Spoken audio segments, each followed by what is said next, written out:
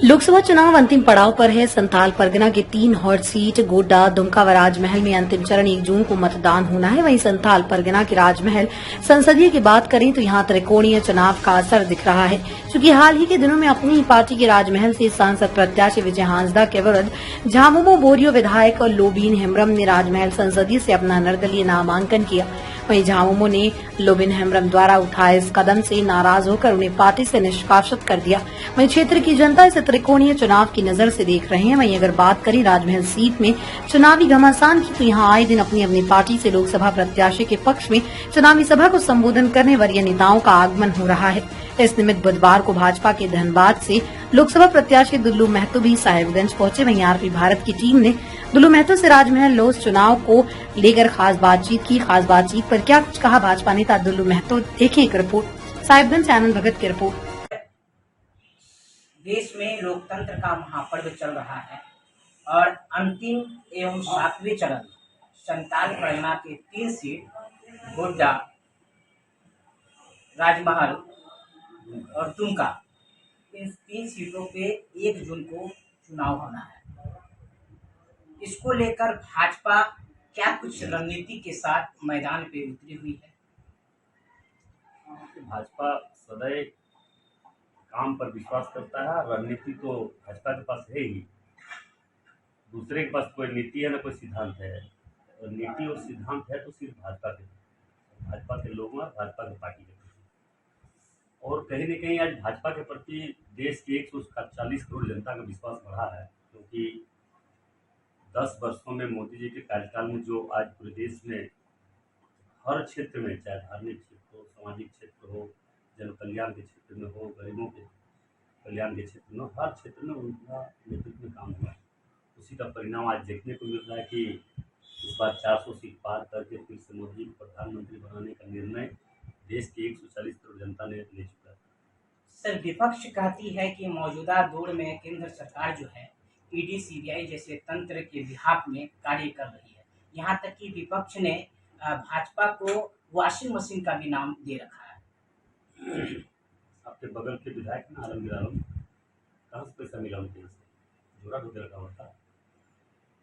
इतना पैसा 40 करोड़ 50 करोड़ झारखंड का गरीबों का पैसा, झारखंड के कमीशन का पैसा, वो गरीब का पैसा है। तो यहाँ रोड बनना चाहिए, प्रधानमंत्री आवास बनना चाहिए, पीसीसी बनना चाहिए, नली बनना चाहिए, गली बनना चाहिए, वृद्धा पेंशन मिलना चाहिए। समय पर वृद्धा पेंशन नहीं मिला, ऐसे पैसा को लूट कर रखेगा, ऐसे लोग को छोड़ दिया जाए तो ठीक है। और गलत लोगों पर कार्रवाई हो तो ईडी और सीबीआई का हम लोग करवाएगा।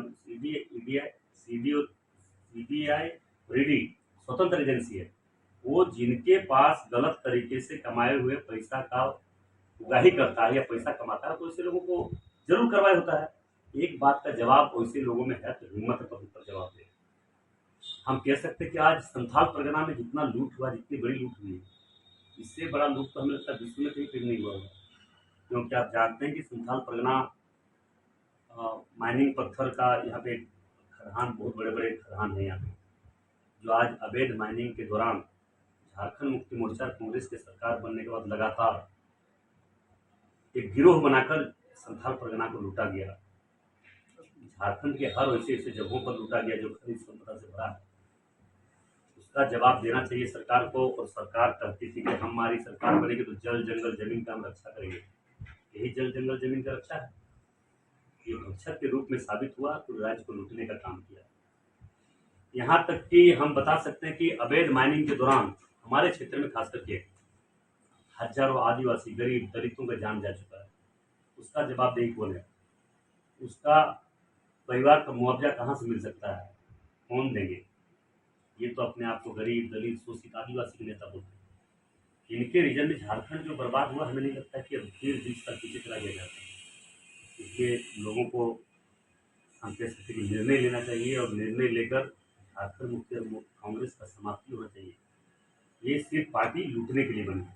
सर, लोकसभा चुनाव राजमहल की अगर बात करें तो कहीं न कहीं ये चर्चा है कि इस बार राजमहल लोकसभा में त्रिकोणीय चुनाव का आसार दिख रहा है, जिसको लेकर दूसरी तरफ जो है लोबिन हेम्ब्रम भी कैंची लेकर तैयार है। आप समझ सकते हैं कि कैंची लेकर इस पर क्या कुछ? देखिए, राजमहल का बात नहीं करेंगे हम। पूरे झारखंड प्रदेश में 14 की लोकसभा सीट भारतीय जनता पार्टी के पक्ष में हम लोग चुनाव जीतकर मोदी जी को हाथ को मजबूत करेंगे।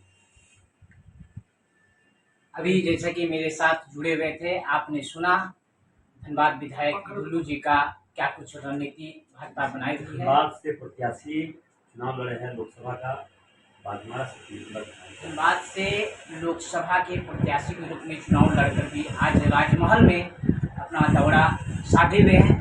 ऐसे ही तमाम छोटी दमदार निर्माण का भरोसा लाल स्टील TMT बार्स, हर निर्माण के लिए उपयोग। लाल स्टील TMT बार्स, रिश्ता मजबूती का।